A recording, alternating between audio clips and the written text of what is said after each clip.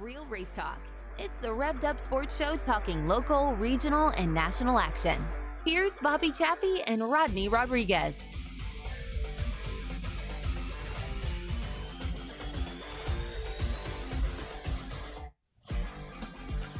Well, hello, everybody. Welcome into your favorite motorsports and casual talk show. This is indeed Fireside the Revved Chats. Up Sports Show. Showtime, Bobby Chaffee. The Iceman, Rodney Rodriguez, into a post-hell day. There could be a hell sale out here at the studio with all the hell from last night. Golf ball size hell at the studio. Glad to see everything was remotely okay as it can be there, brother. Well, I tell you, Round Rock friends know pretty well what the hell was going on last night. And if you were in any general vasectomy of the studio here on the west side of Round Rock, two things. Number one, you're dealing with a mess today, and you had, dude, last night you were in I hate to even say this because I've never been in a war zone. But when you see some video of when you have a conflict going on, that's seriously what it sounded like where I lived last night, dude. It was out of control, and I've got a vehicle that is like beat to shit, so it's like, all right, here we go. So yeah, what a night, man, what a night after being so hot at TMS, and I had a lot of folks that were reaching out to me. Didn't get to go to TMS this year, and I'm glad I didn't because it looked hot. It looked miserable at TMS. Dude, and it's like people... Reddit said they ran out of water. My God. Like water to sell. Said they ran out of water. Oh, man, I can only imagine. It looked horrible. And that, but that's the way it's been all summer around here. And, I know there's a lot of folks where we're into, what are we in now? Fall? Autumn? Technically fall. The first day of fall was like, what? Like a week ago, I think. Yeah. It there's no lit up, but that hail thing last night, dude, that was totally crazy. That was totally crazy, and it was a thing today where I sent a thing out. I told you before the show. I sent a note out to all my neighbors, and I'm like, okay, let's do an over under on how many knockers we're gonna get, wanting to replace shit. And I think I had 6 or 7 cards on my door, at the house for people wanting to do stuff. But hopefully everybody good through all that. It's just a mess. Watch the sky. Just watch the sky. It's yes, crazy. Always stay weather aware, especially when it's hot as hell. Stay weather aware. Hydrate regularly with the appropriate beverages. And then especially come springtime, and then there's always a chance of hail during this time period with some of these cold fronts that come blowing in. Mm-hmm. So we're gonna start getting some. In theory, should start getting some cooler weather here in Texas, starting about October, middle part of October. Because remember when we went down to Oktoberfest, the Friday night was always hot as hell there in San Antonio. Yep. And we'd be sitting there drinking beer in the pits at like 3:00 in the morning on Saturday morning. And all of a sudden, here come the wind, here come the rain, here come the cold weather. Yep. And you'd have to go to your car, grab your shit, bundle up, and then come back and finish drinking all your beer. And then Saturday night when the races were over, you were bundled up because it's cold as hell. Yeah, that's the way that would always work. I remember even the last year that we had, Oktoberfest over there, and man, we got a Friday night storm there that it just wiped out the entire weekend. But yeah, quite the mess. But this is going to be a fun show. Looking forward to this one. In-depth discussion with Adam Hall coming up at 7:00, and the factory stocks on pavement. It finally happened. Again, the turnout wasn't what people thought it would be. It was exactly what I thought it would be. And listen to the replay, and we nailed it. Mm-hmm. We'll talk to Adam 12 at 7, and then at 7:30 we're going to talk to Kason Caps, who was the winner of the inaugural Junior Limited Nationals happening out at Rocket Raceway Park. And then 7:45 or so, we'll talk to the birthday guy. Didn't even realize it was Joe Spillman's birthday, so you can only imagine what that conversation is going to be like. It'll be very animated. Animated was the word I was actually going to go for. It will be very animated. So Joe Spillman coming up. So fun show. And, of course, you guys can check in at any time during the program, and we would love to hear from you guys. If you got something you want to talk about, let us know, and we can definitely put it on the chat right there. Put it on the chat, or now, kind of getting all fancy over here. The text line is fired up once again. If you don't want to be putting shit on there so people don't know who you are. Oh, that's right. The text line. I think that's why a lot of people don't post stuff. I've been told that before, to where it's like, I don't want to post because I don't want people to know what I'm saying. And I'm like, come on, keyboard warrior. No shit. It's okay. There's a number, 512-998-0129 if you want to hit the text line. So we'd love to hear from you on all that. The biggest question I've gotten all day, who's buying Cotton Bowl Speedway? I have no clue. Yeah. That you saw Marianne's post right there, the promoter's perspective of all of that. I see a lot of folks saying, I'm heartbroken. Well, I might have to turn that TV off. It kind of changes our light. And plus, there's like a mouth up there, so maybe I'll turn that off. But it does make us look really dark without the extra studio lighting. Mm-hmm, yeah, we'll just turn that off, hopefully. But yes, I have no clue who it is. Oh, dude, that's not even better. But it is a little bit better. I have no clue who it is. I've heard different rumblings, and I'm sure you folks have heard different rumblings.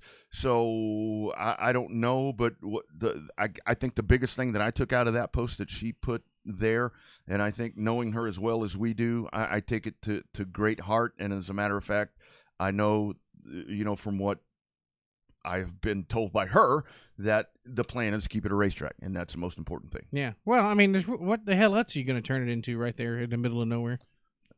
Part of that tractor place next door. I guess. Yeah. Well, no. They have plenty of stuff over there. I mean, they're plenty good over there. I don't think that would be the case, but this is one.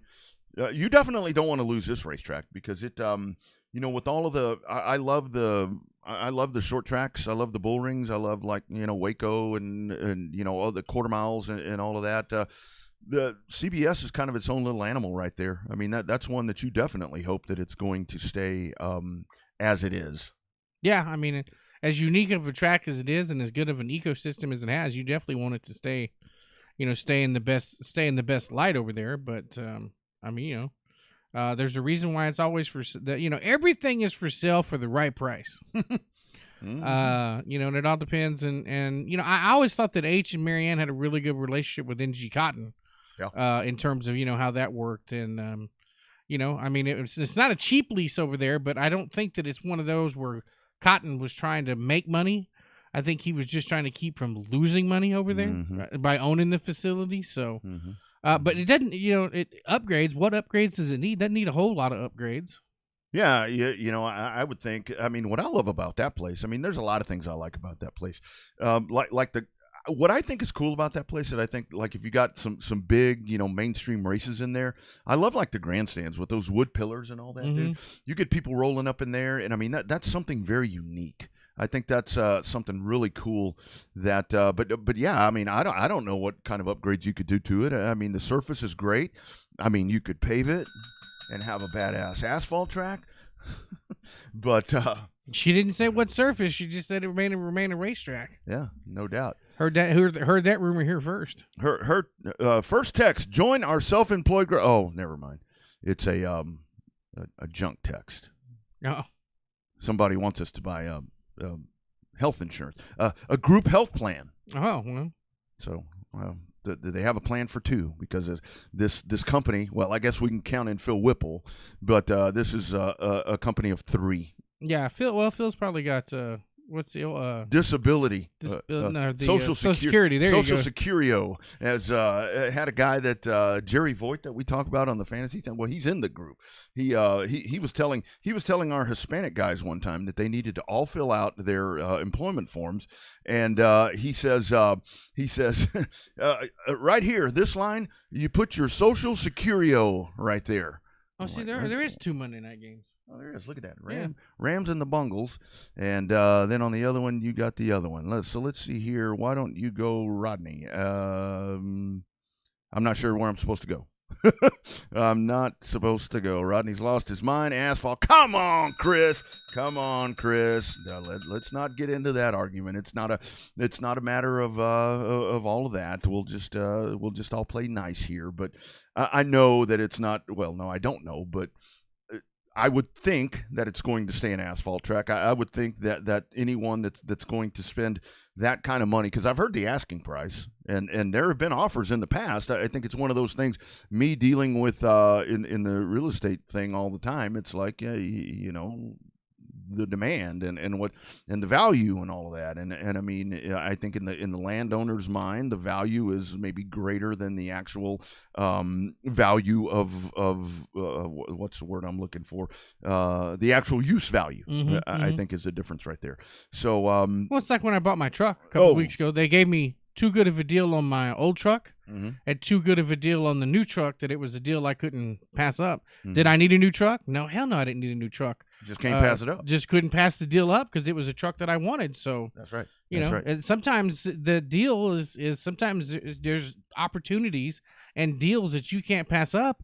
And if Cotton's getting close to what he wants for that place, hell, I'd sell it too. Yeah, no doubt. Tyler, 14th. I will be there on the 14th for night number 2 of Oktoberfest. I'm not there more often because, quite frankly, they don't need me. They've got somebody in place that does a great job, and he has done a great job for a long time. I'm only going to be there because he is tied up that night, and I'm happy to help anytime that I can. So that's going to be my charge that night. Apparently from the here's my curse once again. I mean, it's like it seems like, you know, sometimes I go to the racetracks and one or two things happens. It was like this year I was like kind of casting a spell on racetracks because I'd show up and they fucking rain out. Or you know, I'd get there and then the storm would roll in and they'd get canceled. I went to San Antonio in the reopening for their last one. I was there and it closed. Did all the things there at Kyle, you know, with CTS and called the last race there and it closed. And here I am going to go help Marianne out on the 14th for Oktoberfest and maybe it's going to be her last race in charge there. So the curse is there. You don't want me at your racetrack. Damn, don't come to the Clash. yeah, Texana, you're next. Yeah, don't go to the Clash. Texana, you're next. And then, hell, man, this is going to be interesting because, hell, I'm going to the 600. Ooh, man. Brad Dixon is like, stay home. Yeah, Brad's like, don't no. come. Yeah. He's like, man, this is 10 years strong. We don't need you. Shit, I'm supposed to go to the Snowball. You'll be all right. I'm gonna kill that one too. Yeah, no, you'll be all right with those two. Ain't nothing gonna kill that one. But Bobby, I do want to ask you. Texas Motor Speedway yesterday, and I know but this is Texas racing. This is Texas racing, and we'll get into the short track stuff. But I was really pleased to see yesterday. And I know people are going to say, well, it wasn't full like it used to be. It wasn't full like back in the 2000s. It was pretty damn full. For as hot as it was, that place was full. And, you know, I had somebody message me yesterday because I posted, what a great crowd. You know, what a great crowd with the heat. And it's like, real race fans don't give a shit about the heat. Well, you know what? Real race fans don't go there anyway. Yeah. Right? I mean, because I was, and this is what's impressive to me. And I saw something on the, I think it was a DFW, Star Telegram, where they had something that was written and it talked about all the people that were coming in for the NASCAR weekend. And they said thousands upon thousands, which, you know, that is what it is. But it really looked like to me, from what I gathered out of that and from what I saw in different social media posts and everything, what TMS did, they really started reaching out to what they used to do before, where they reached out and they brought in business groups, they brought in corporate things, and they brought, I know I know about 8 people that have never been to a NASCAR race that were there this weekend, that were part of some sort of corporate outing that took them to the racetrack where they got the pit tour and they got to go take pictures and do all of this stuff. And man, for stuff like that, I mean, that's what they need to get, you know, because the regular genuine race fans aren't going. So, I mean, you got to go chase that audience. No, I mean, you have to. I mean, you know, you got to go where, what is it? You got to follow that yellow brick road or the green brick road. Pick your road that you have to follow to get to the money, right? To get to the people. You've definitely got to follow that so that you can actually find a way to make that place sustainable.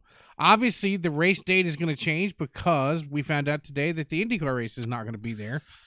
So it looks like, and I don't like the idea of going back to back between COTA and Texas. Yeah, but how badass is that? Yeah, but I don't know how many people you know can afford to go to back-to-back race weekends, though. That's true. That's a very good point. And it's the same core group that would go to both races. Yeah. I don't know if it makes sense to go. I mean, I get the West Coast swing, and it's probably as far from Phoenix to Vegas as it is from Austin to Dallas. Yeah.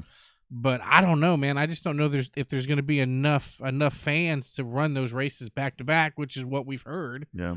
If they're not going to be back to back, I mean, what I truly hoped was going to happen was that they could figure out a way to where you could do, if it was going to be a back to back, to where maybe the TMS weekend could be a double header, to where you could do IndyCar on Saturday and maybe Cup on Sunday, because now that's one place. Like when we see the stuff that happens at COTA, and that was kind of always a knock that we thought on COTA. It's like, how are you going to run those races when you don't have the pit space and all that? Well, you got plenty of garage space over there. Yeah. In Fort Worth. I mean, that's kind of what I was hoping was going to happen. But I seriously think, I think it's a travesty that IndyCar's not going to be there. 26 years strong, and they're not going to be there. Dude, and that, the race that you had. That race last year, or this year, was phenomenal. Dude, it was tremendous. And that's the bad thing about it is with all the dynamics of everything that has to happen here is that you're going to lose that date. And I mean, seriously, when it comes to IndyCar, IndyCar has been a staple in Texas for a long time. I mean, even beyond that, back to the TWS days. I mean, it was always something to where Indy cars have always provided just a massive race. And I really thought that the upswing was there. And I truly thought, and you and I, neither one of us have, I mean, maybe you do. I know sure as hell no, I don't. But when it comes to insiders on the IndyCar side, I don't have near the portfolio or Rolodex that we have on the NASCAR side. But I truly thought, just from a couple of things that I heard, that we might get a COTA and a TMS on the IndyCar side. It's amazing they're not going to come to either racetrack. I know, man, because the COTA demand. People want to see IndyCar back at COTA. Absolutely, man. It's been great. I mean, it's been really great to try to get IndyCar back there. But I mean, it really is. I mean, I saw something on Twix, as I call it. If you look at the United States and you look at the IndyCar schedule this year, it's west, east, the middle part of the United States from Texas all the way straight up. There ain't shit, dude. Well, Iowa.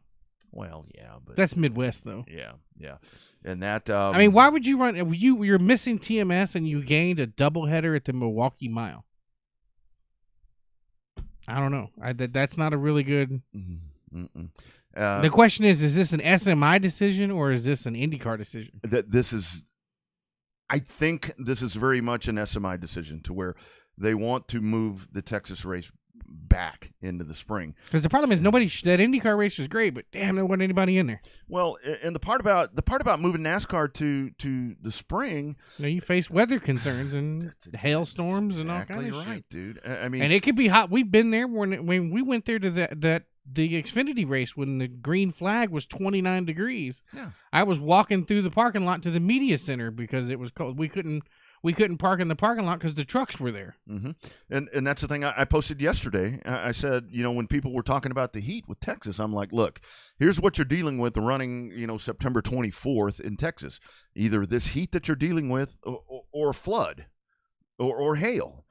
When you go to the spring, like you're talking about, I mean, you've been there when it's freezing. I've been there when you have to push the race to Monday because, there's 10 feet of water in some places. Hell, I've been caught in hailstorms at Texas. Or tornadoes. Or tornadoes coming through in the spring. I mean, remember the first year, dude? That's what happens there. There's not an ideal date there unless you could do the ideal date, honestly, for TMS was that May date that they had for the All-Star race.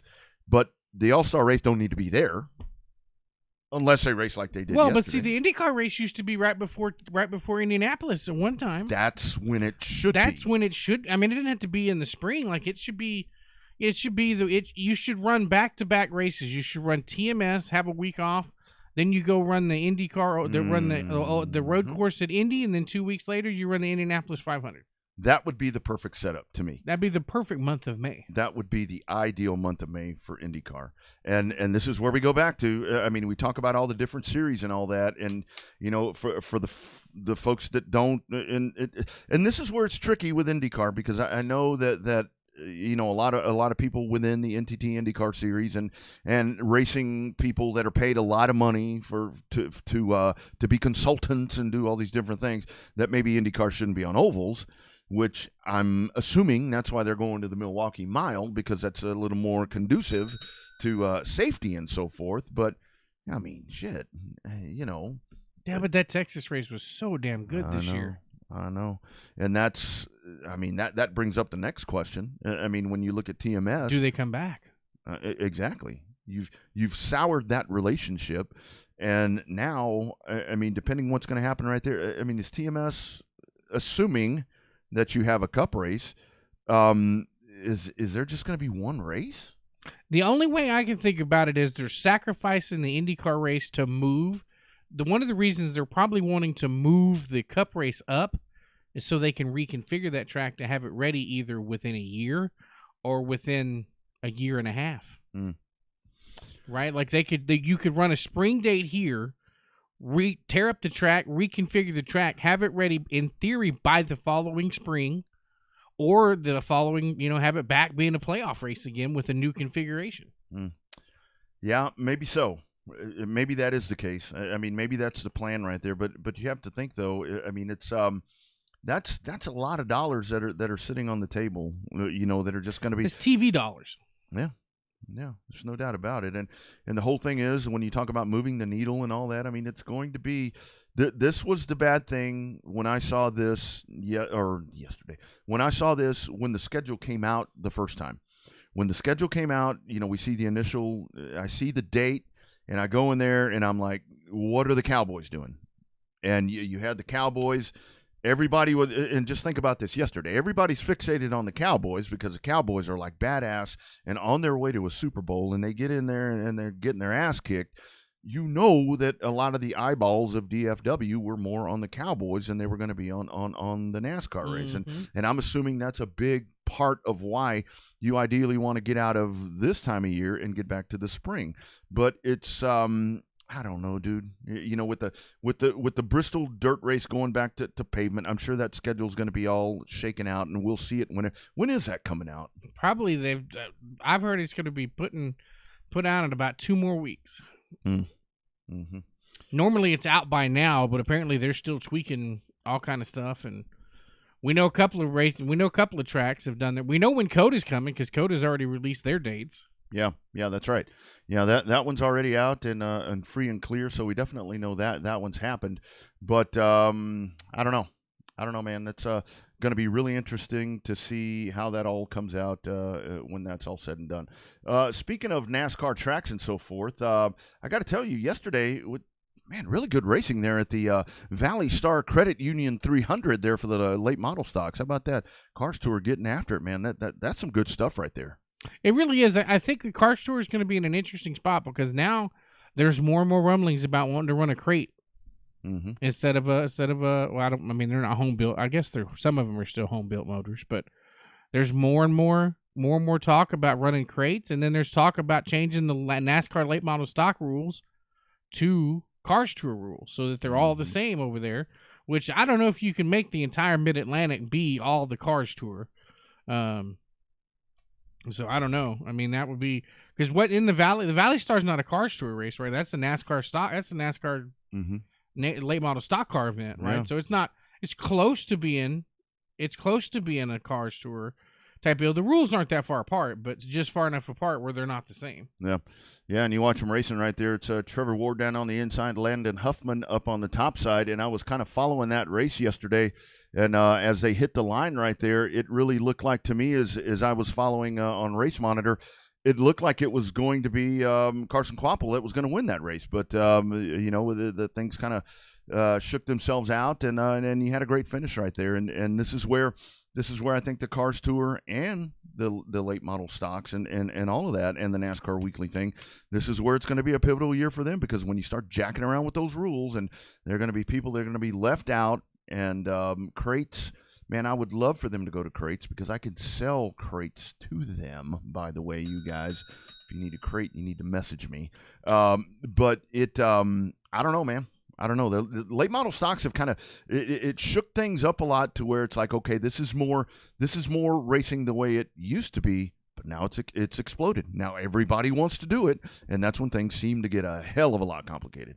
Well, I mean, you got to remember the old San Antonio Speedway days, the old San Antonio late models. They were NASCAR late model stock cars, right? They were the same thing that you could run on the East Coast, same thing you could run on the West Coast, or Tucson anyway. So those were a lot of fun to watch, even though when the super late models came to town, you didn't realize how I don't want to say the San Antonio late models were slow, but damn, you could tell the difference between a super late model and a late model stock car. Absolutely. I mean, it was one of those things to where and we can talk to Adam 12 about this coming up here in just a couple of minutes when it comes to like motors and so forth. But the difference it always was to me with the late model stocks. I mean, in San Antonio, you would hear them go by, and it's like, it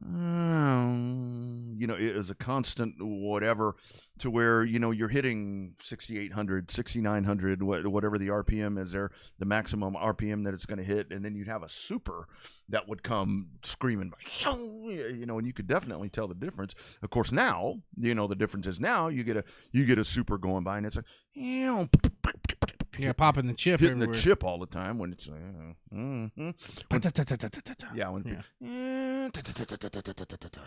come on.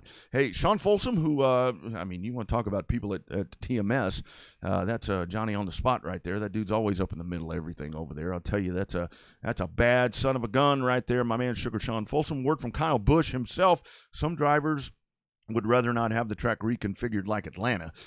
I definitely don't think they're going that direction. I don't think they're going to go that route. Yeah, they're going to it's coming. I mean, there's going to be bulldozers, and it's coming. Well, but the problem is the product yesterday wasn't that bad. No, it was actually pretty good. And I think the biggest thing to me yesterday, I tweeted this out yesterday. The biggest thing to me was that race was 267 laps and not 334. It did make a difference. It made a huge difference. You could not, at the end of the day, did you really know the difference between 400 and 500? Still about 3 hours. Still about 3 hours. You had some cautions in there to where if you were running 500 miles, you wouldn't have had any cautions, and they'd have just been, whatever. I mean, I've been there for a 2 caution race at TMS before stages. That's when Greg Biffle finally passed Jimmy Johnson. They went 234 laps without a caution. Yeah, I think that was the biggest thing to what made that race a little more entertaining is it was a shorter race. I mean, 100 miles, and when you're running 100 less miles in a race like that at TMS on with the obstacles that we have seen with TMS. When you do that, it changes pit strategy, it changes everything, and it condenses all of that. And I think it just made it a better show. That in and of itself, to me, and without reconfiguring, without putting any more peanut butter and jelly in different places. And there were multiple grooves yesterday. I mean, I saw some side-by-side racing. Yeah, I mean, the product was good, what I was watching. I mean, everybody's going to complain. It wasn't that great, da-da-da-da-da. Well, we've always said a good finish will supersede a bad race. Absolutely. But the race itself, I'm not saying the race itself was bad. I'm saying that it was, it was good. No, I thought it was good. I thought it was entertaining. And when you get restarts and you get all that happening, I mean, it was drama-filled. And I also joked around yesterday talking about reconfiguring. When Bubba Wallace was at the front of the pack, I said, fans aren't going to have to worry about reconfiguring because if he wins, the fans are going to tear this place down. And they'll have to rebuild it. But they have to rebuild it anyway. But you know what he did? He found a way to shit the bed. He did. Well, Larson did it first, and he did it again. Well, and Bubba, this is just, hey, I like Bubba Wallace. I know a lot of people don't. I have a lot of respect for the dude. He was a good short track racer, and put all the other shit aside, man, he blew that race. He blew that race. And afterwards, talking about, and I was watching today some stuff on NASCAR, and there were some really high-ranking, legendary NASCAR drivers. It's like, dude, move on. Quit pouting. Move on. Mm-hmm. That's his biggest problem. Well, and he's in a good place right now. He's sitting there beating himself up, and he's going to go to Talladega, and then the Roval, and it's like, come on, dude. You did a good thing. You didn't win, but you did a good thing. Yeah. I don't know. But, we'll see what happens with that. It's going to be an interesting year coming up at TMS. I don't know exactly what's going to happen there. So working here, we'll continue. I may have hit the wrong thing right there. So working to talk to our man, Adam 12. That's going to be a fun discussion because we got a preview of it Saturday night. Mm-hmm. Let me try and make it again right here. Boom. There we go. But, factory stocks on pavement. We have been waiting for that for quite a while, and hadn't been able to get that done. And like I said, you didn't get the amount of cars that you wanted out there for that. But kind of what I expected because there was a lot going on that night. A hell of a lot going on that night. Yeah, no, I mean, there was a lot of stuff. I mean, 105 was racing. You had I-37 racing. You had a pretty good show there at Boot Hill again. And so there was a lot of good action all over the place. So there was, it's hard to pull. Guys finally have their setups set up, real good for these big money shows and by big money, we mean races that have a comma in it. Mm-hmm. A lot of guys aren't changing their setup because they want to race for said race with a comma in it. And not that the, $800 to win on a factory stock on asphalt wasn't bad. Yeah. It just, I don't know, just same kind of deal. The money's there, but nobody else is there. So. Yeah. That's the whole thing right there. And that was going to be the challenge. And I think what this really proved the other night is that I don't really know why there was a question here if this would work or not. I know we've got the bootlegger thing and all of that, and that experiment has failed. Yeah, I think it may just be time to move on from that, because this other, I think, is going to be the stock car thing moving forward. And like you were talking about, I mean, you were talking about the sounds of the race cars. Those sounded, Adam's car sounded like what we're accustomed to. Yeah, it did. I mean, when I was walking up the steps there, when those cars were coming out, it was like, oh, you heard everybody say, oh, that sounds like a race car. And these look like race cars, and there was like, oh, this is the kind of car that I like and all of that. Yeah. Granted, they thought there'd be a few more, but at the end of the day, I mean, you could tell just between a bootlegger and a factory stock. I mean... Well, and I think the other part of it is you can go to the heat race right there, and I don't have the tape to roll, but you can find it on Race on Texas. Is in the heat race, you had a big bootlegger. I mean, you had one of the big old long, Corey Winnie in one of the long wheelbase cars going toe-to-toe right there with Adam. And it's like, okay, these cars are comparable. Maybe this is something where they will work together. So I think all of that. I think all of that will work. There's the question. I've been waiting. I knew that was going to come up. Jeremy asked it on I think it's on the Facebook feed. What about? How about the limited modifieds again at H&P? I mean, it can be done. I mean, those cars were fast as hell when we were there on racing tires. Mm-hmm. I mean, obviously they weren't asphalt specific. Cars, but by that point you're using drop spindles and stuff like that and making it more conducive Boom. to asphalt racing.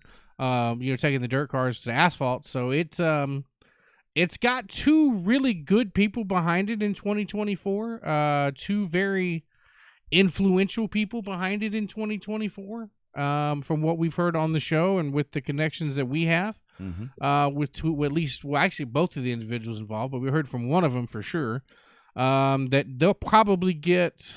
They're probably going to do at least two over there, depending on how many races they get as a whole. Mm-hmm. Mm-hmm. And Holmeyer right there. I had heard that, and I totally get that with championship night and all of that. But I really think that if the timing is right, that they're going to come out, that they will come out, and it's guys like Tim Holmeyer and those guys, to come out and give it a shot. Yeah, and Storm and Steve Sims.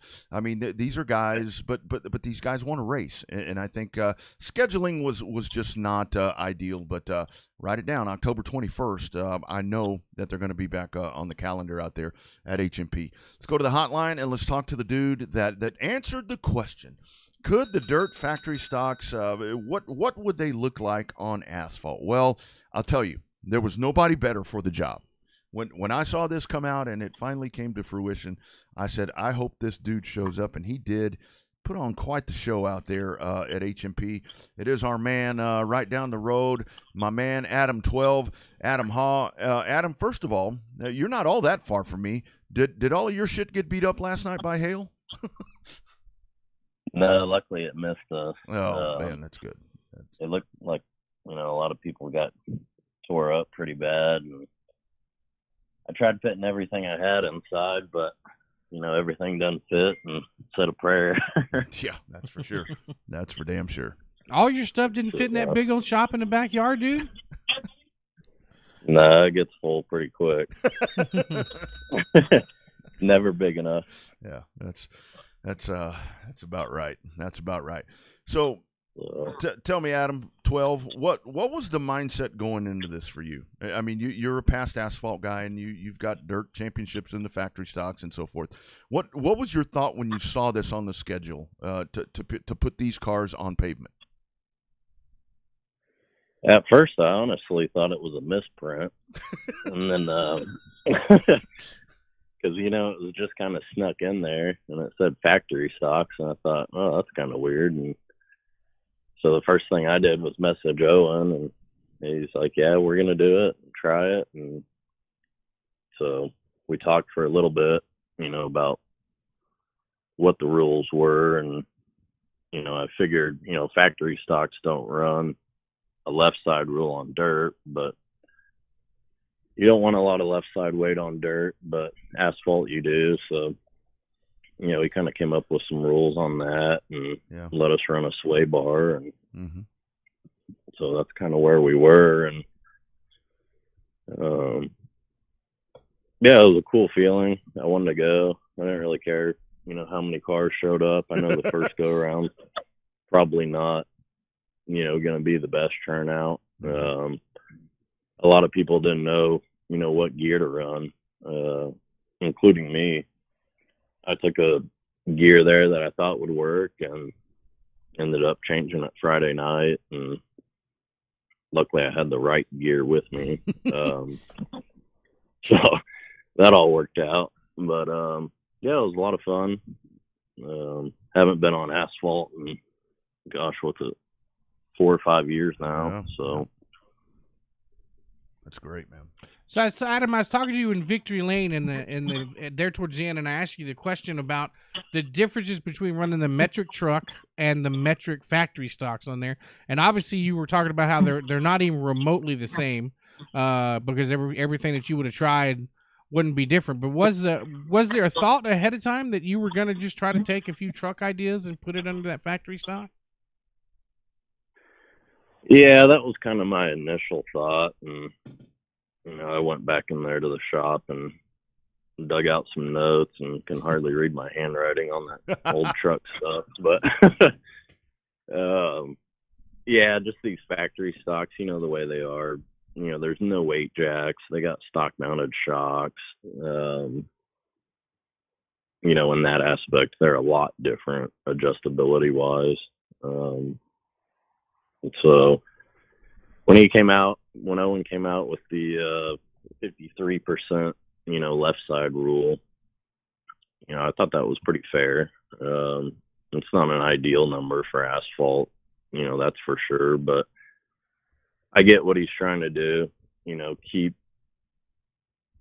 these being dirt cars, and, I don't want to go throw 200 pounds of lead on the left side because, number one, it's a lot of work. And then, if I want to go run a dirt track the next weekend, well, I got to move all that stuff back again. And that's right.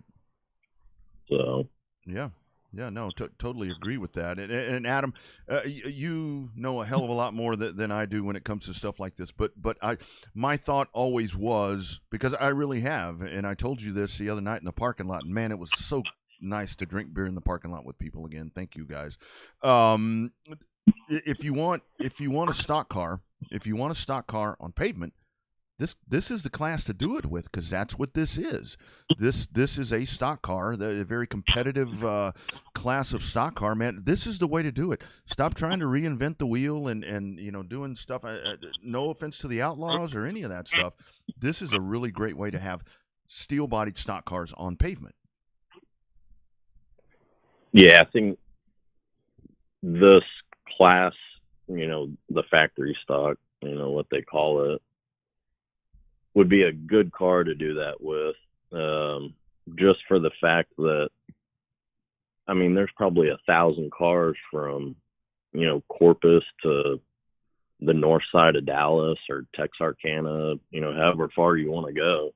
They're just everywhere, and the rules have been relatively the same for, before I got into it, it's 5-6 years. Yeah. They haven't really changed a whole lot, and it'd be a good platform, to work with, I think. Yep. I think that, I don't know too much about like the bootlegger stuff and all that, but there's just not a lot of those cars around anymore. Nope.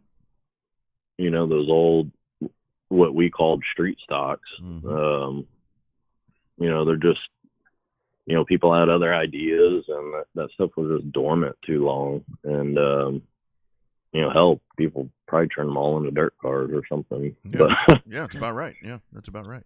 so, yeah, it'd be cool. I was talking to Owen, and I don't know how many races he plans on doing next year or whatever the deal is with Houston, but I mean, I don't think right off the bat it'd be a wise thing to run them all the time. Right. But I don't know. I'm not a promoter either. But. Well, you are tonight, dude, because you're going to sell everybody else on how cool this is. But sorry, Bobby, I had to jump on you right there. So here's a unique question for you, and I don't think I asked you this in Victory Lane. I don't think I asked you this in the parking lot. As somebody that's run a truck and different variations of asphalt cars as you have, when the general rule of thumb is the asphalt cars were a little stiffer, dirt cars were a little more flexible. With the dirt cars, or with the dirt tracks rather, going so dry slick as they are to accommodate a factory stock on slicks, are the new cars that are getting built not so much purpose built, but the cars that are getting built like old school asphalt cars that are not as flexible, that are pretty hard? We've seen it with some of the factory stocks. We've seen it with some new designs and new ideas on limited modifieds. Is that the right way to go when you just go build a dirt car now that's more old school asphalt than it is, forward thinking dirt? I don't know how to answer that question, to be honest. There's so many theories, and this chassis guy over here, puts bars in to make flex here and there, and I find a hard time believing all that.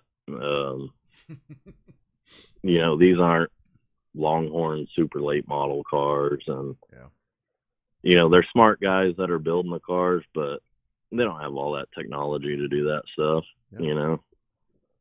They're building a car, charging a premium dollar for it, and if you charge a premium dollar for it, you're going to get a premium customer willing to spend a premium dollar on everything else that makes speed. So, it's hard to say. Well, and I think part of this, Adam, is with, you said it earlier about stock shock mounts and all of that. To me, that's where a lot of this has gotten out of control with some of the shock stuff. When it all comes down to it, the core of this race car, even if it's a purpose-built, chassis, whatever the case is, all of that is still in the stock location, and there are still shock rules and all of that, and engine rules that keep all of this in check. And I think that's what pavement racing needs, because it's obviously worked for this division already. I think that's something that would really be good in this case. Yeah, this class kind of reminds me of, say the heyday of trucks. Mm-hmm. It was all, it was kind of like a catalog type car, and then, or truck, whatever you want to call it. But, we ran crates, a 4-barrel. Pretty much everybody had the same thing. And you know what people are on and what people are doing. And, with a factory stock, that spring's going to be, you got to run an 11-inch front spring and a 13 or 14-inch rear spring. And so you don't have a whole lot of options. And it's just so competitive, just on the whole dirt side, and there's so many good guys, and you can show up any given night and there's 10 plus guys that could win it that night. That's right. So Adam, being an asphalt guy, when you heard a dirt car racing on pull-offs, slick tires from an asphalt car, what was your first thought about that? No way that's going to happen, or damn, that's going to be a lot of fun? Yeah, my first thought was it looks pretty dumb, but I do like the price of them. They're pretty scary to mount. I've been messing with the factory stock stuff for, I guess, 3 years now,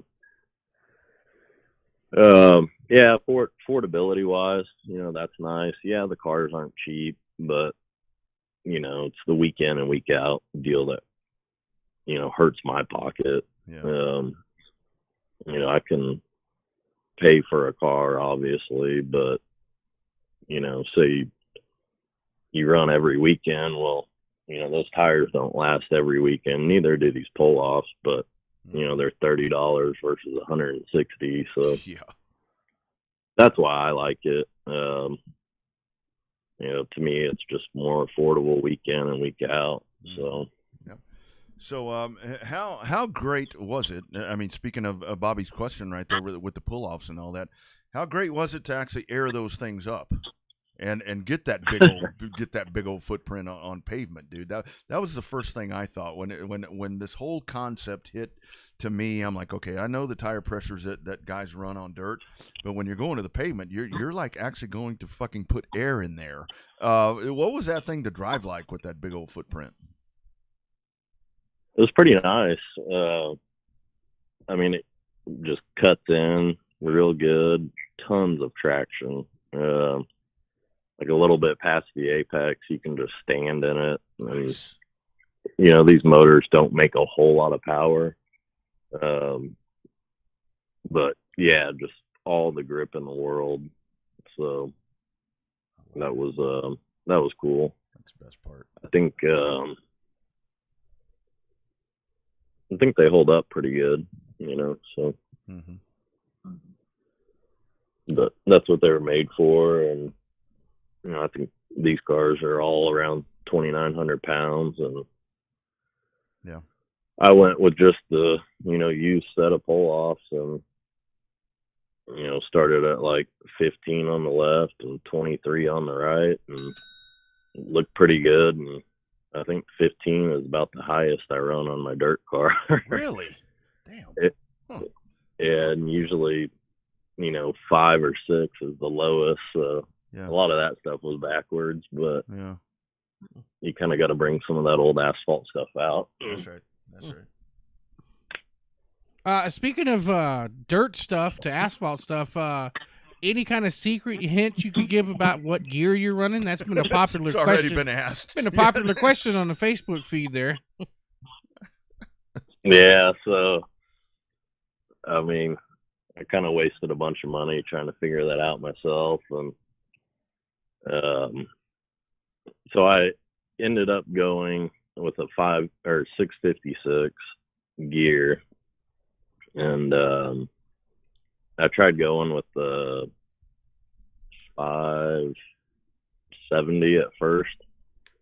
When I ran trucks, I'd usually run like a 550 gear, and I figured with these wider tires, you'd have a lot more grip. I was kind of thinking the motor, would have similar power, but they don't at all, Yeah. I was totally wrong on that. Trucks were 4-barrel and, way better exhaust. Mm-hmm.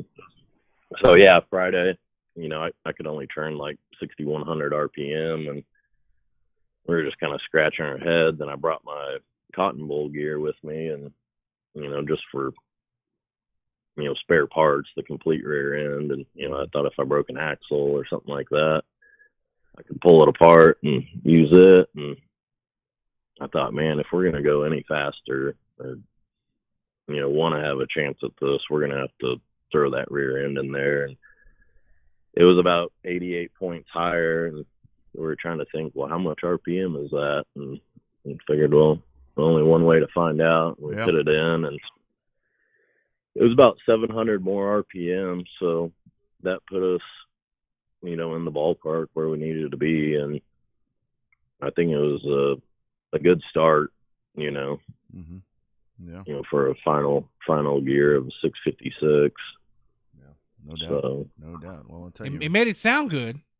Yeah. Because a lot of people heard them cars and were like, "Ooh, that old Tim Allen grunt." When them things come out, they're like, "Oh, look at this! Look at the sound of this thing!" Yeah.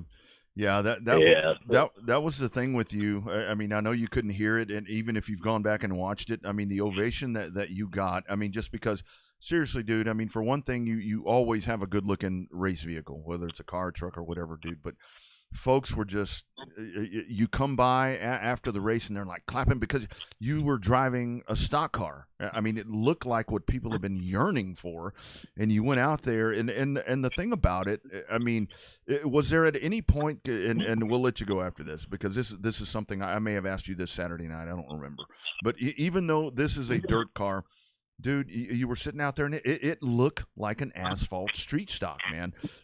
At any point, did you think, man, is this, wait a minute, this is a dirt car? Did that happen at any point, dude? Because it looked like what we're used to seeing on asphalt.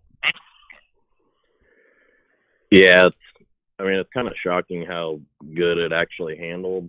I think we changed 3 or 4 springs Friday night. Just in the rear there, just to try to get a little bit more into the track, and then it was just a cool feeling to be on dirt a couple weeks prior, and then be on asphalt. The asphalt was so smooth and a lot of grip and handled really well. Yeah. Of course, we put a sway bar, up front on it, but that helped a lot. Yeah. So it looked really good. So rest of the year for you, and I will tell you, I mean, just being a small part of what's going on in Houston, man. Thank you for coming to race with us. I mean, I know that there was a big race at Cotton Bowl, and you're invested there, but to come be a part of this for us and putting on a great show. The rest of the year, man, what you got in store here as we wind this thing down? I'll probably hit a couple more races. I'd like to go to I-37, Texana. Hats off to Owen for putting that, Houston deal on and taking over that. He did a phenomenal job. In the past, I've been there, and it's been super unorganized. This time, it was just smooth, very organized, quick. So I'd like to go to Texana and support him down there and run the dirt deal with him and try to get ready, maybe do that Clash deal. I think that one's at the end of November, December, something like that. November 18th and 19th, or 19th and 20th, something like that. Yeah. I'll let you know in about 15 seconds. Have you thought? Have you thought further about my first week of December idea? Just kidding. Yeah, I actually started to look at those rules today, and I was like, I said, man, I have no business going down there. The 16th, 17th, and 18th is the Clash in November.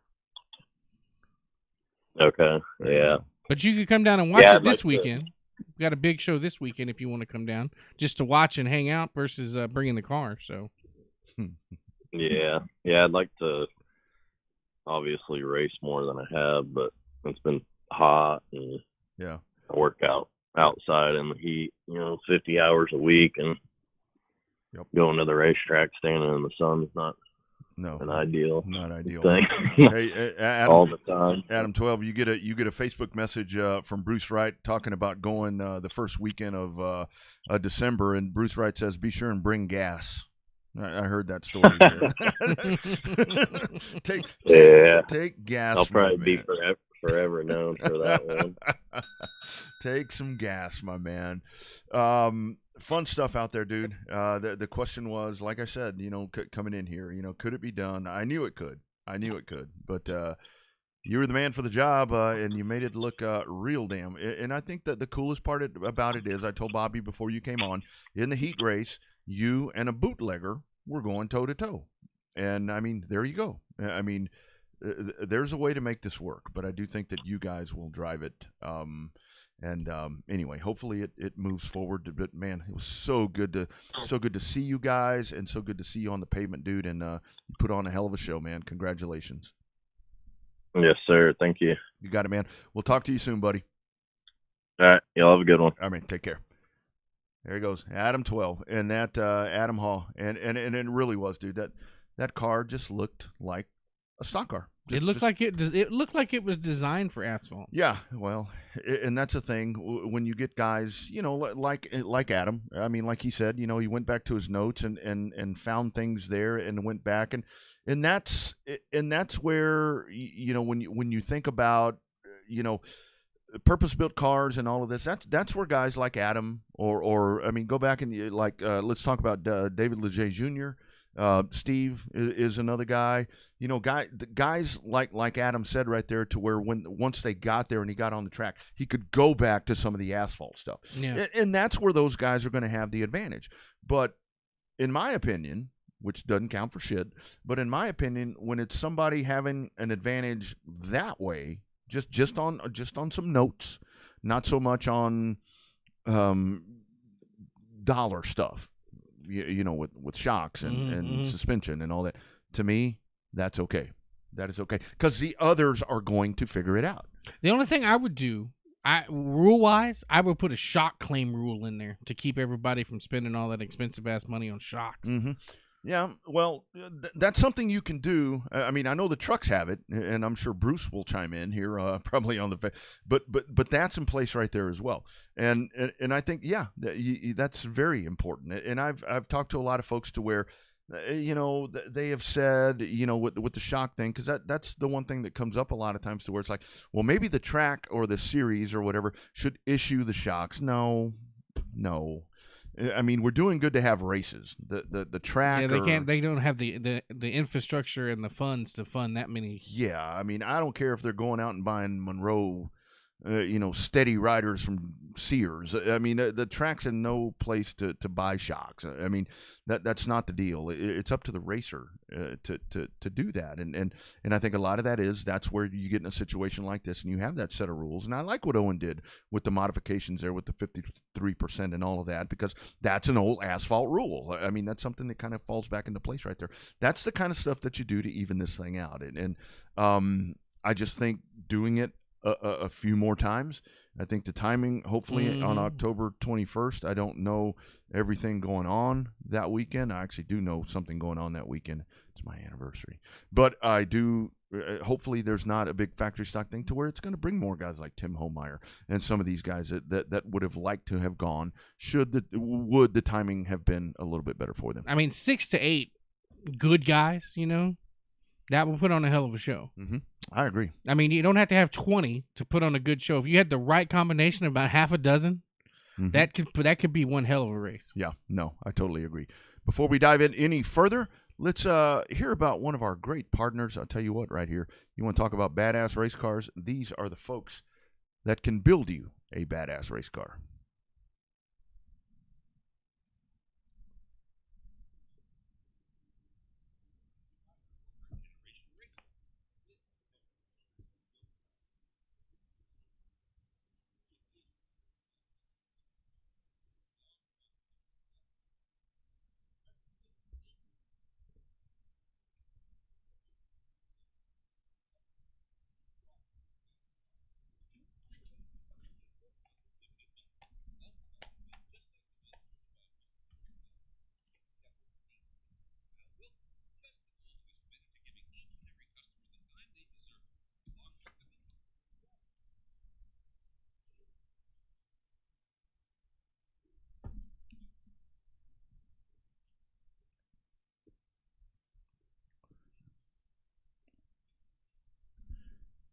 That is our friends at GRC Race Cars. Sorry for the no sound right there.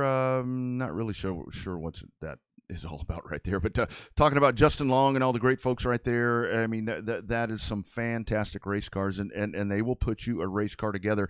I mean, you look at what they have been doing this year. I mean, not just this year, but I mean, for GRC this year, it has been just a massive year for them, dude. I mean, and every time you look around, I mean, it doesn't matter if it's Jeff Shepard or whatever. You've got a GRC car in victory lane, and that's what happens right there. They're going to build you a badass race car, and like Adam talked about right there, when you get a race car builder like GRC, I mean that's going to be a customer that's wanting to pay for a quality ride, and that's exactly what you're going to get from those folks. Yeah, absolutely. And they may or may not be one of the groups spearheading to get the limited modifieds there on the pavement in Houston in 2024. That's exactly right. That's exactly right. I mean, they would love to get something put together. I mean, and like we said, I mean, that, you know, trying to do the factory stocks and all that, there was a question, would that work or not? We know the limited modifieds. We know the limited modifieds work. We know the limited modifieds work. Speaking of that, let's go to the hotline for the second time tonight, and very excited here.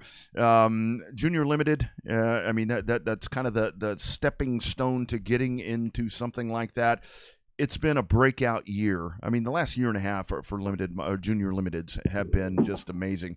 The first ever junior limited nationals that we had this past weekend, and the winner there at Rocket Raceway Park, it is our man Kaysen Caps. Kaysen, how was football practice, dude? Are y'all out practicing in the heat right now? Yes, sir. It was well, it was hot and boring, I guess. Yeah. Man, that's this is tremendous heat that you guys are having to deal with right now. Let's talk about the racing side, man. How did all this get going for you? Well, it's my first year racing, and last year I was helping my dad out all year. He's racing a modified at Grayson County. I told him I want to race a junior limited. He's like, all right, I can get it done next year. Awesome, man. That is awesome. I want to go back to the football thing. So you have cheerleaders in football. Are they more excited about you being a football player, or are they more excited about you being a big race-winning race car driver? Definitely the race car driver. Really? Oh, man, that's awesome. That's awesome, man. That there's something about that right there where folks find that really interesting and pretty badass, really the only way to put it. So talk about this rookie year for you. I mean, you win this race, but kind of before that, I mean, hell, you've already got a championship for the season. Yeah, had a pretty good year. I mean, 22 nights, I think, and 19 feature wins. It's been pretty freaking awesome. Yeah, no doubt about it. No doubt about that. Yeah, that's a really successful year. 19 out of 22. That's an ass kicking year for sure. Talk about the preps. You talked about working with your dad on his car. Do you find a lot of crossover between the two cars, or is it not the same class? Talk about that synergy between your car and your dad's car. No, I don't think it's that much alike, but I don't really know how to answer that, honestly. No, there's a lot of difference right there. I mean, it's you know, it's a drastic difference with what you're dealing with there.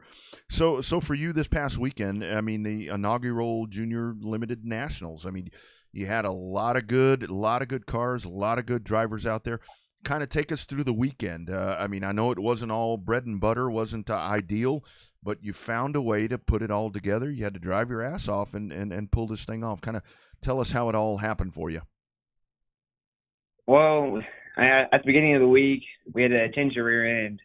We had a gear set up for like Grayson County, big size difference in the track, so we had to change the gear. And well, I guess when we got to the track and filling out the gear a little bit, and I spun out in the heat race. So I had to start 16th in the feature and drive all the way up to first, past Cooper on the last lap. Yeah, it really looked like you know, some challenges and so forth, but man, you got it done, and that's the most important part. Yeah. So talk about the state of the junior limited class, right? There's a big push to get them at Waco. Obviously, there's a big push to develop that next generation of racer the right way, right? Teach you guys how to race, teach you guys the basics of all the lights and the gentleman's rules and stuff like that when it comes to stock car racing or sport mod racing rather. Talk about the state of the class as a whole. Is it going to be a flash in the pan, or do you really think it's the best way to develop drivers when they're going from maybe a Hornet, or maybe they're going for, you know, this is their first race car, moving up the food chain into a full-blown limited modified or sport modified? No, I really think that I probably should have started in go-karts, because the first time I ever raced, I wrecked. It was a really big difference from like the video games. Yeah. For me. But kind of piggybacking on that, I mean, depending on what your thoughts are. I mean, if you're going to take the car that your dad races and so forth, in your opinion, if you're going to race dirt and you're going to race a modified or a limited modified or whatever, this is really the best way to start. It seems like, because you're kind of already on the path to figuring out just a lot of intricacies of that race car. Yeah. I mean, I guess watching my dad race, it helped me learn some things. Mm-hmm. Yeah. Mm-hmm. So what? Talk about the relationship with your dad. When you're racing, is he a supportive dad? Is he a driver coach? Is he a drill sergeant? Talk about the relationship with you and your dad while you're racing out there. Man, he's all of the above. When I mess up, he's there to tell me what I did wrong. Tell me how to fix it. Tells me how to fix it, and then no, all the above. That's awesome. That's what it's all about. So tell us, man. Lastly, the rest of the year for you guys. I mean, I know we're kind of winding this thing down. This was a big race for you guys this weekend, but you've got big shows coming up. What else do you have on the calendar, or maybe considering doing, before we flip the calendar and start thinking about 2024? Well, I broke my transmission on Saturday on the last lap. I wanted to go to KSP this weekend. I don't know if I'm going to be able to make that happen or not. And then I think we're going to go to Abilene October 14th. Mm-hmm. Love that. I like that a lot.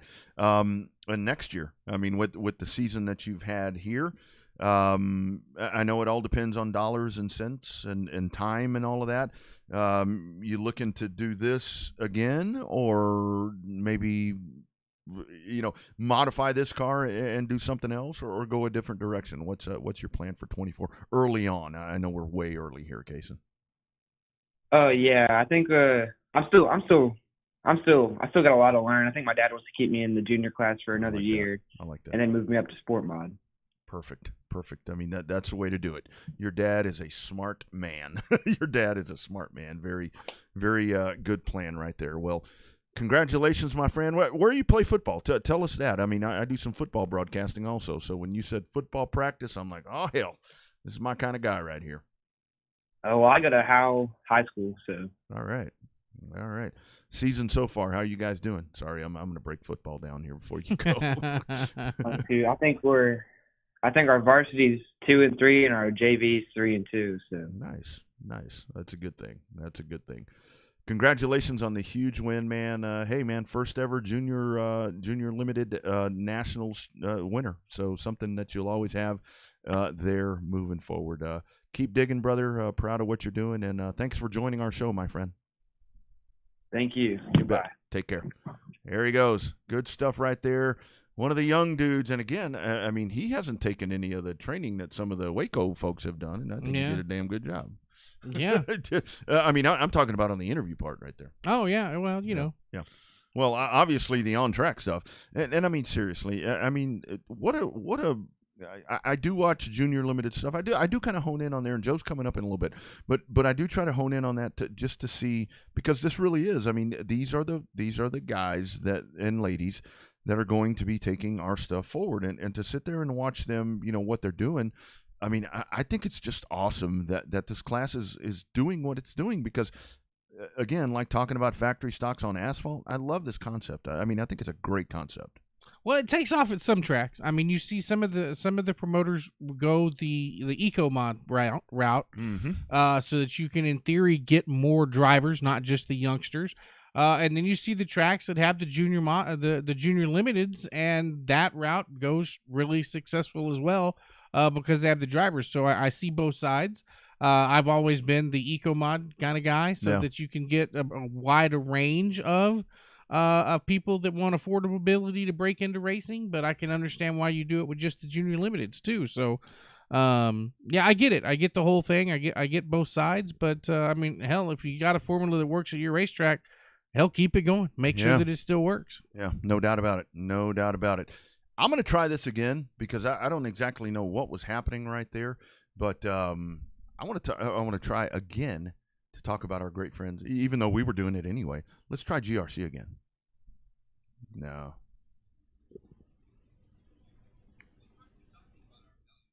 No, it ain't gonna work. It's I think it's a recording issue. We'll get that fixed. We will get that fixed. That's we'll get Phil to redrop that spot and get that taken care of, so we can be sure and take care there of Justin and those great folks. And it really is. I think that Justin with that asphalt idea. I think that's something that they are genuinely interested in, and I think that's something. I'm looking forward to that if it all comes to pass. If it's anything like what we were able to do with Tom's, then it'll be a fun show. Yeah, no, I think it really will. And the whole thing is, I mean, I think what you can do there, I mean, it's all about scheduling, and that's the hard part when it comes to the limited modifieds and to factory stocks and all that is how do you coordinate, because there are big races everywhere, and that's something that. I was having conversations with, with different people. And I've had the conversations for probably about 6 months with this whole idea of doing this. It's like, how are you going to get, folks to come run, on pavement when the dirt races are just so, intriguing. I mean, that's a tough one right there. Mm-hmm. That's a tough one, but hopefully it's something to where there's a balancing act and you can make all that work. Hey, David Burns checking in right there from Cedar Hill, Texas. How about that right there? That's a good thing. It's a good football town. It's a really good football town. And I also do want to give a shout out. Got a nice message there from Kevin Reska, kind of taking me back and showing my age back when about 8 years ago, standing with Dalton Wayne at CTS. We were kind of having some CTS memories the other day. And yeah, I remember that. I was less gray hair. I was much slimmer. Dalton was younger. He's still a good race car driver, but man, funny how time flies, doesn't it? Time flies when you're having fun. It does, and you never take it for granted, because you never want to go back and look at it and say, man, we don't know how good we had it. Mm-hmm. So always don't take anything for granted at a racetrack. Even if you're having a bad day, you may come back and look at it, man, we never knew how good we had it. That's right. Big weekend coming up at Arklatex Speedway. You've got the Doug Ingalls Classic, the American Crate Late Model Series, limited modifieds, factory stocks, all of that good stuff happening right there. I think you've got a huge weekend that's going to be happening there at Arklatex. So, we're talking about the season winding down and so forth, but there are still plenty of great races to find. And like we talked about the Clash, you got the big one in Corpus, and of course the Lone Star 600 that's coming up, or the 6th and 7th with all of that. It's a good time to be a race fan right now, because this is when it gets a little bit better, because things are going to start to cool down. This is when you get these massive car counts, the dollar value increases, and you start seeing what I like about the big shows at the end of the year is that's when you see guys that really start to travel, because they're not so focused in, whether it be on IMCA points or track championships or whatever they may be honed in on, that they start moving around a little bit, and that's when it gets really good, because that's when you get the best of the best this time of year. Yeah, and a big race coming up in Texana this weekend, championship night. There on Saturday night with the ASCS Gulf South Sprint cars returning to the racetrack, and DCRST will be with us too. So you got your regular 5 classes, along with the sprint cars and the dwarf cars. So that should be an exciting night of racing action. Yeah, that'll be a really good one. Coming up at Texana Raceway Park this Saturday. Owen Pittman, never a day off, goes from the asphalt over to Texana. So just keeps hammering away there, doing what he does so well. Speaking of doing things so well, let's go to the hotline for the final time tonight, because this is a dude that does a lot of things well, and I had no idea that this guy was celebrating his life today, and I reached out to him just to get a little bit of insight, and then I said, no, forget about it, we won't do it. He said, hell yeah, we're going to do it. Our man, because I want to get some Junior Limited more conversation. But Joe, happy birthday, dude! I'd sing to you, but I can't fucking sing for nothing. So my wife called me today and sang like Marilyn Monroe because she's out of town, and I was like, babe, that's amazing, but you're 200 miles away. What am I going to do now? Anyways, hey guys, how are you? Oh man, I'm literally just leaving my buddy's house. He cooked a bunch of elk for me, and we had a few whiskey drinks because, it's my birthday, so That's right. this could be the best interview ever. Are you flying? No. Okay. Unfortunately, I would be better if I was flying. I fly better, but no, I'm not flying tonight, buddy. So. No, that's okay. That's all right. I mean, in a I'll literal take sense, an Uber. yeah. That's right. That's what you're doing. I knew that's what you were doing. Yeah, absolutely. That's right. So, hey, What before y'all been doing, buddy? we've been talking about Junior Limiteds and all that. Before we get back to Junior Limiteds with you, I want to talk about this Tom's deal. Were you at Waco this weekend for the Big Three? I was absolutely at Waco this weekend. So I work for Tom's. I don't like to say I'm the race director because there's a lot of people, a lot of things enact there. So I'm not technically the race director, but I am the guy on the receiver and kind of make most of the calls. But I always ask and make sure everybody's okay with those calls. So yeah, I was there. Yeah, no doubt. So Joe, your thought on that? I mean, we were talking about it last week, with Selby and with Big Mike. I mean, now that's a show right there. I mean, that's an example where you put three classes together on one card of racing, and that's just badass all the way around. No matter how you look at it, that's awesome. It was, it was pretty badass. The racing was good. The Tom's deal, I'm a little bit kind of leaning their way because I work for them and they pay me. But I tell you what, anytime you have Toms and you have 25, 30 modifieds, 40, it's usually pretty clean and it's usually really hard racing. Mm-hmm. So, it's a cool deal that what they've done there with the Toms. It's starting out, the Texas Outlaw Series and then went to Touring Outlaw Modified Series, and it's a cool deal. Mm-hmm. No doubt. So I mean, and you get some of those guys that are very competitive with USMTS. You get a Jack Sarton, you get a Chase Allen, Troy Taylor, and Max Eddie Thomas. Those guys will run with. They'll run with a. Oh shit! That radio's loud. I'm not starting my truck up and driving. I promise you. Oh, I know. That's a Uber but door. you get those guys that could show up and win a USMTS race, and those are the guys racing with us each and every night, a Kevin Rutherford or a Veal, so that's what races with the Toms, week in and week out whenever we do race. So the race is just so hard and so clean and competitive. Yeah. So that's right. So Joe, question for you. I mean, with that, with a series like that, I mean, I really like what you or they, I mean, however we want to look at that. Let's talk about that because I know with IMCA rules and so forth, IMCA modifieds, they get kind of slim. I mean, Marianne and H have found a way to, to get themselves 10 to 15 cars on a race night. But I think what you guys have done right there, and this is not a slight at IMCA, but what Tom's has done, it's given the alternative right there to where it's something to where you can get the best of the best all together and have some big modified racing. So I've been an IMCA guy for years and years and years. I've raced IMCA, I've promoted IMCA. I have been behind the back of IMCA for the longest times. But what happens is, things evolve, just like with our street stocks and our factory stocks and our hobby stocks, whatever you want to call it, things change and they kind of gel together. And when they came up with this Tom's deal, it's like, look, guys, here's the rules. 4 tires, 8-inch spoiler, 8,000 chip, and you got to weigh whatever it is, 2,300, 2,400. I don't even know what that rule is. And that's your rules. Mm-hmm. And, now you can take the IMCA guys and, okay, guys, pull the chip out, put a bigger spoiler on it, and let's go.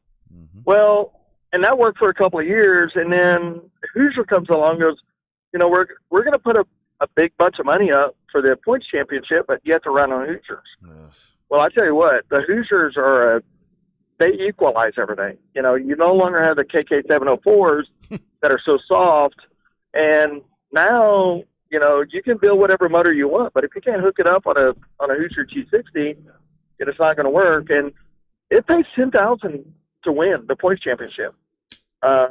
Last year, I think Max Eddie Thomas won it. The year before, Rowdy Day won it. This year, Jack Sarton's in the leaning for it. That's a pretty good payday to go race modifieds on a weekly, or not even weekly, like twice a month deal. and come home with $10,000 in a briefcase, because that's how they do it. Mm-hmm. So, yeah, no, that's pretty awesome. good deal. Yeah, no doubt. So, Joe, we go back to the Junior Limiteds. Obviously, that big race they had up at Rocket Junior Limited Nationals. Did you get a chance to keep up with that at all, or catch up with it anyway, since you were at Tom's on Saturday?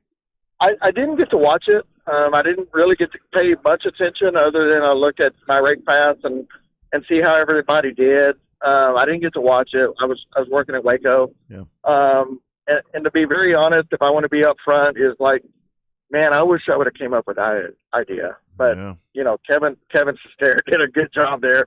About why didn't Joe Spillman think of that? The Junior Rocket, you know, Nationals, what a great concept. So hats off to Rocket and Kevin over there. And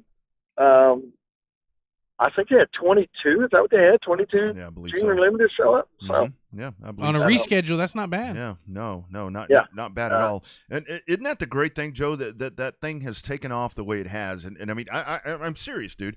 I think you're a big part of that. I mean, because you've really driven the point of how important it is to have something like that.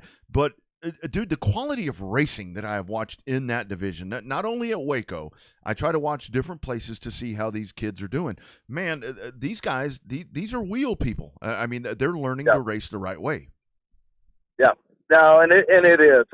Started out at Waco, and you know, Shelby kind of came out and said, "Here's our rules," and he kind of talked to me about it a little bit, and I was like, "Yeah," and I wish he would have tweaked a couple of rules a little different way, but it is what it is, and I understand why he did it. Yeah.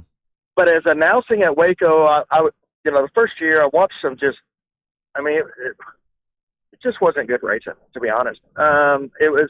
These kids just didn't really have a clue and an insight, and that's where we came up with that school idea and getting that. And but man, since then, and not to toot my own horn, but I do that a lot. But it was pretty good. You know, we kind of teach these kids and their parents a little bit, and now all of a sudden, these guys are putting on a show. We get 16, 18 a week on a weekly basis at Waco, and now, you know, Kennedale's running them, Boyd's running them, Big O's running them, Abilene's running them for their big show. So it's growing. So it's awesome. Mm-hmm. So is it the right thing to put them on there? Are you more? I guess I already going to answer my own question about. Are you more of a, from your promoter side? Are you a Junior Limited guy, or are you an Eco Mod guy, where you can get more than just the kids racing? Where did you fall on that fence? Because it's apples and oranges at that point. Yeah. You know, Junior Limited's limited to the kiddos. And yeah, you're going to get some kids that have been brought up through the, you know, karts, maybe even mini sprint, and they're very, you know, educated and they've got a lot of time behind the seat. But you're going to get some kids with nothing. Yeah. The Eco Mods, I'm not going to bash on them, but when you got guys, and I'm going to call out my buddy, you know, the Muirheads, and we've raced with the Muirheads a lot. But the Muirheads have, you know, they've got the funds to do what they need to do and want to do. And when they're racing there, it's going to be very hard to compete with the likes of a Muirhead, you know, in the Eco Mod stuff. Do I blame them for doing it? No. Am I going to, you know, talk down to them? No. But it's apples and oranges, because those guys could go race any class they want, from a stock car to a sport mod to a full-blown modified, or probably even sprint car if they wanted to. Sure. So it's not quite apples and oranges when you compare the Eco Mods to the Junior Limited. Yeah, so. Yeah, no doubt about it. I mean, Junior Limited, it's a pretty simple concept on what you're trying to accomplish right there. So yeah, that definite difference right there. Joe, I'd love to ask you for a lot of different reasons. I'm sure you know why when I ask this. What do we need to do to get maybe on the southern part of Texas, maybe up to the Waco point right there? How do we get these crate late models, man, to really blow themselves up? Man, I don't know. I've never been a big crate or even a late model guy. And when I say I'm not a late model guy, I mean I'm not educated in it. Sure. I've never raced it. I've never been behind the wheel, so I don't understand all of it. I know fans love crate models. You know, big spoilers, big tires, and big Walos. But I don't know a little bit like sprint cars. I don't know that needs to be a weekly deal. Yeah. You make that a special deal where they travel around and race, once every 2 weeks, once a month. And it's like, oh my goodness, the late models are showing up. Mm-hmm. I know that every time we've had the late models at Waco, they put on a good show. They've raced hard, but I don't know that needs to be a weekly deal at any racetrack. I think that it needs in Chase Allen, as much as he's an idiot, and I'll tell him to his face, but he's also the guy can drive the wheels off a racer. He can set up a race car, and he can promote a racetrack. Mm-hmm. And I'll tell him to his face. But on the flip side of that, he told me one time, he's like, man, you got to make every night a special night. You can't just have a weekly Friday or Saturday night show and expect people to show up. And he's 100% right. By the way, he won the Tom's race last week, or That's right. Saturday night. I saw that. So, yeah. And he drove the wheels off that freaking 130 car. But he's right. You got to make it an event to be at. And same thing with the enduros. When we were running a lot of enduros, we had 2 or 3 a year at 281, and of course, the 600 had one, and Jamie Songer up north was going to have one, and Keith White was going to have one. All of a sudden, it became not a special event. Yeah. It's just like, well, let's go to the enduro. It's another one that's fun. Mm-hmm. And it kind of simmered down. Well, now that a lot of those have gone away, now the 600 this year, everybody's talking about Brad Dixon and Jack Jack Barfield and what they're doing over there at Devil's Fall. So it's kind of cool. It's always been cool. The 600's always been cool. Yeah. So yeah, that's right. So what's on tap for you the rest of the year? Big money shows coming. Those races with the commas there in the win total. What's on tap for you for the rest of the year coming up here in the next couple of 6 to 8 weeks here? Bad news for everybody, or good news, whichever way you want to think about it. I've got one more race coming up at Grayson for the Tom Series. And after Tom Series, I'm going elk hunting and I'm going deer hunting. Oh. And Joe's kind of hanging up everything else from here on out. So I got Grayson in a couple of weeks. We got, I think there's eight classes over there at Grayson, along with Tom's final points night. And after that, I'm going to Colorado, and I'm going to West Texas, South Texas. And I'm pretty much done for the year. I'm going to sit back and watch. Trying to relax a little bit, trying to get a little more me time and swimming time, family time, and kind of step back and race a little bit. Yeah, I was curious if you were going to be at Oktoberfest. I'm going to do the 14th, the Saturday race. So there you go. You answered that question. I totally. So the Oktoberfest is the same weekend as Abilene, which is also the same weekend as Grayson County. Yeah. So we'll not be there. Marianne actually asked me, "Hey, are you gonna be around?" Speaking of Marianne and age, yes, I was going to ask you that next. Those guys over at, what they've done at Cotton Bowl, and I told Marianne today. I texted her, straight to her. I was like, you know what, Marianne? I don't know that I agreed or even thought your ideas and y'all's ideas were the best ideas over there, through the last few years. But looking back, sometimes it's not bad to look outside the dirt box, and some of the stuff they did worked out pretty good. And I've become, good friends with Marianne and H. And they've done a great job. So who knows what's to come the next few years with Time Bowl or even next year. And hopefully the best for all of them. Yeah. And, we were talking about that earlier. I really think, hopefully that, I read the post like everybody else. Great facility. Hopefully it stays a racetrack. It's kind of unique, right? We've got all the cool racetracks. That one, it kind of stands alone and does its own thing. Good location, when it comes to, being located in different places. Hopefully it keeps going. It's kind of a cool big spot. Yeah, no, it is a cool spot, and I would argue it's probably the best, and if not the best, it's the second best facility next to KSP for dirt truck racing as far as its cleanliness and, how it's set up. KSP may be a little better because of how it's originated with the wind and dust into the fans, but of course, Marion H have no control over that. They can't fix what was done before they got there. But I promise you, you're not going to go to a cleaner facility or a nicer or a cooler bathroom or anything else than what they have there. I mean, you and I both announced, across the nation, and you're not going to go to a better booth than what they got there. It's not. So hopefully the best. I don't know. The rumors are flying around, and I'm not a big rumor guy. I was like, you know what? Just show me where the ink is on the dot, and then we'll go from there.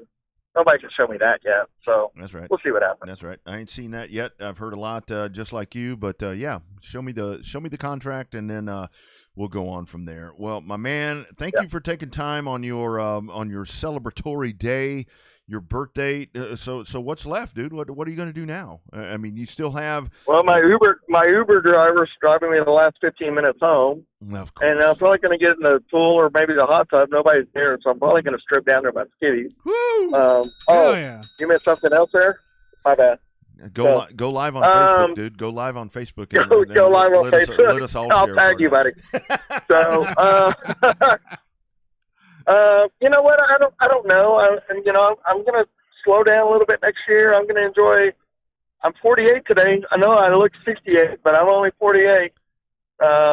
I thought I was 49 until I started doing the math. I really did. I thought I was 48, starting at 49, and then my wife's like, "You dummy," and she didn't say the dummy, but I don't want to get the dingy, and people sending hate mail for using a bad word. So I'm used to it. But I'm 48 now, so just slow down a little bit, go enjoy a little bit of life. But I'm pretty sure I said that last year and the year before, and we're still racing 30 nights a year. So we'll see what happens. Yeah, you keep getting busier. Every time you say that, you keep getting busier. So I do. I'll figure out something else to do. Hopefully retirement stays good to you, my friend. That's what I hope happens. Oh, no, we're still digging ditches. We're still working for the real money. So. Oh, yeah, that's right. That's right. That's where it's at. Man, thank you for jumping on. Happy birthday, dude. You are man, a good dude. You're one of my favorite people, dude. Glad we got to talk on your birthday, man. This has been fun. I thank y'all for making time. I know it wasn't kind of in y'all's schedule. I was like, oh, hell no, we'll jump on there. Let's go. So, and good luck. What do we got coming up this week? Everybody racing this week and next week and the following week and throughout, the big shows. I don't, used to, last year you called me or a year before, I could rattle off all the next 5-6 week shows. And that's how kind of disconnected I am now. I'm like, well, we have Mod Lights coming up at Waco at some point.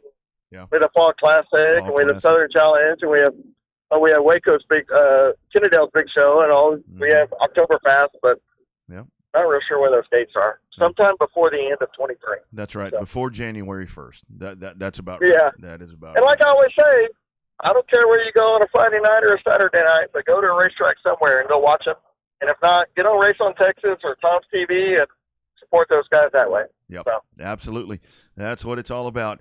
All right, my man. Let's have a drink soon. I mean, doesn't have to be at a racetrack, man. Does not have to be at a racetrack. Ideally, not at a racetrack. What are you doing in 10 minutes? You want me in your hot tub? Yeah, no, come on over. I'll fly over and pick you up. Oh, listen to this guy. Listen to this guy, man. Awesome, dude. Thank you for jumping on, man. Appreciate you, brother. Take care. All right, guys. You bet. See y'all later. You bet. Thanks. You got it. There he goes, Joseph Philman. That dude, I tell you, man, he's one of a kind. All you got to say, Joe Spillman. That's just the way he is right there. Just always such good insight that he always has to talk about right there about just like the insight they're talking about with the modified stuff and then with the late models and all that. I mean, it's a perspective where when we talk about Joe, there's so many different facets to what he's done. I mean, he's operated the racetracks. I think the bottom line is what's always been so impressive to me about Joe is that he was a racer. He's done it all. Yes. He's a racer, and he has made just a great transition to becoming a promoter, to becoming, an announcer, to becoming a race director, to becoming a series director. He says, he downplays that, but he's running that series on race night.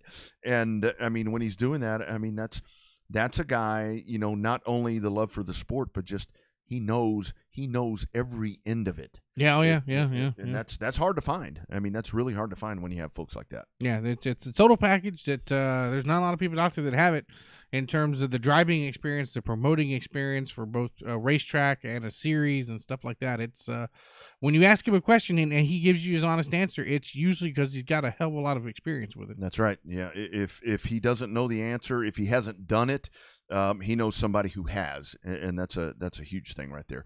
Before we bounce out of here, guys, got to tell you about Rogers Dab Performance, Rogers Dab's GM Performance, your crates, all of that right there. We're talking about late models and different things right there, but with Rogers Dab's Chevrolet and GM Performance, not so much just about the crates and all of that, GM Powertrain, all of those performance parts. I talk a lot about the crate engines right there, but when it comes to the performance parts, if you need anything, cam, lifters, rocker arms, anything right there, heads, whatever it is, even just the engine block itself, you can get that from Rogers Dab Chevrolet in Brandon, Mississippi. And it says right there, and I tell you about those the prices, the lowest price in the nation. That seriously is the true story. It really is the lowest in the nation. If you're looking for any of that, I want you guys to message me, and I can get you a direct quote, whether it be on one of those crates or the parts or the powertrain, whatever any of that is you're looking for. Message me, get a business card for me the next time I'm at one of your racetracks, and I can send you over a detailed catalog right there, and then you can hit me up, boom, just right there, and we'll get all of that put together. If you don't want to deal with me, you can deal with Ryan Polk, who is on that card as well. So all of that right there. And again, I want to talk about our friends at Generation Race Cars. Those guys right there continuing to just do amazing things throughout the year, just building top-notch race cars. And that's where I go back to talking what Adam was talking about right there. If you want to get a quality product, if you want to get a good race car, you want to get a good chassis, you want to get something that's going to be put together the right way, and these things are expensive. GRC, you're going to get what you pay for. Mm-hmm. And a lot of times that's a bad thing when people say, well, you get what you pay for. Well, GRC, you get what you pay for, and it's badass. There's no doubt about that with Justin Long. And you get the same support that the guys that are winning all the races do. Exactly. You get the same cars that those guys are racing and winning races with. So, hit up Justin Long if you're looking to expand your racing program for 2024. That's right. They put it in your hands, and you can kind of take it from that point. So, Bobby, before we get out of here, one more thing. Looked like a pretty full weekend happening out there at Pensacola as we get set for the end, kind of the march towards the snowball. This really was it. Championship night out there. You had Gio Ruggiero winning the Southern Super Series championship. Jeremy Doss winning the Blizzard Series. John Bolin in the Alan Turner Pro Late Models out there. And the cool thing about it is, what I like about this is, as we get done, with the supers on pavement, you still got the All-American 400. You got the Winchester. You got some good ones in there. Got some big ones still coming up before the snowball. Yeah, you got some good ones in the SRL series. Ricky Brooks, my man, and those folks out there. They'll have the Freedom Factory. Wait, is that at the Freedom Factory this year? Yeah, the Bigley Memorial going over to the Freedom Factory. So that's going to be pretty cool. How about I think one of the things that was most surprising was when here comes Stephen Nasse rolling out. And here he comes out in the Campy car. Finally. Yeah. That was supposed to have happened. It looked like an old Kyle Busch Super It really did, man. When I saw the 51, I'm like, wait a minute. What's going on right here? But it took longer than expected, but I'll tell you what, and the way that car looked and the way he ran, Nasse has a chip on his shoulder. And I tend to agree with him. I love my man Bubba? No. My goodness. Jess's boyfriend, Travis Braden. I love my man, Travis Braden. But Nasse got one taken away. And I think he's ready to take it back. Yeah. Mm-hmm. So. Yeah, he got that one taken away. And he got another one taken away in the Snowflake too. That's true.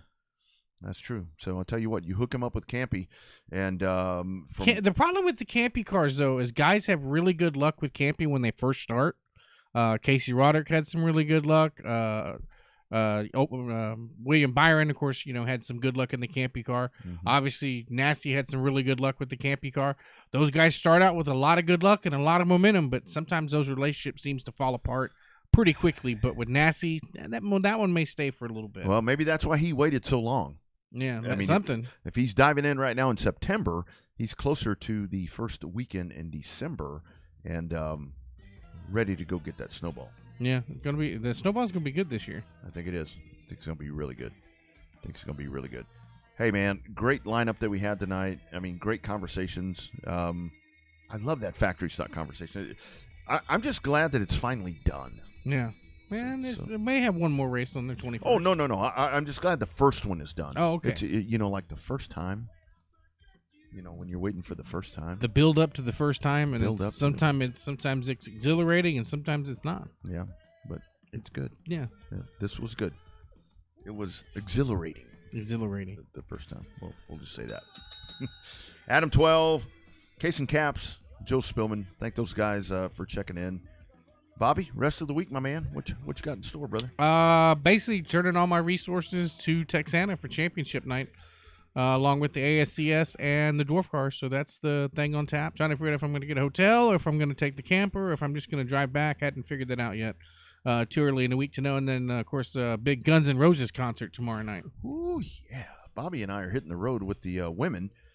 We'll be at the Alamo Dome checking out Axl Rose, little Alice in Chains. Looking forward to that. Yeah. If it didn't start so damn early, why is it starting so early? 6 o'clock for a rock and roll show on Tuesday night, man. What's up with that? Early. Well, they're catering to the old people. I guess. So maybe we should meet, go to Furs, have a cafeteria dinner. Yeah, and then head on over. Yeah. Head on over. I couldn't find my spandex, so I'm not gonna have any. So I do have a brand new Guns N' Roses T-shirt though. I bought the NASCAR Guns N' Roses Eric Jones T-shirt. I'll be dressed just as always, golf shorts and probably a black polo. Oh, yeah. Same shit, different day. Speaking of polos, it's in the works. The merch that you've been craving is coming sooner rather than later. It's coming very soon, and I'm going to tell you because I saw them checking in a while ago. On-demand shirts, about to go head on into being part of the Revved Up Sports Show. Good people, great products, good people. I highly recommend you talk to those folks. And there's going to be some videos put together because that operation is something that you would not believe. Producing those shirts has come a lot further than just pressing shit on, like you used to do back in the old days. Yeah. Cool stuff. All right, guys, thanks for checking in. We'll do it again next Monday. #Real Race Talk. Share this. Tell people about it. Tell people about the YouTube page. Share the Facebook page. They can always check in on raceontexas.com. and Race on Texas on Facebook. He's Bobby. I'm Rodney. We're out of here, guys. Y'all have a great week. Hey, watch the sky. You never know when the hail's going to fall. Be well.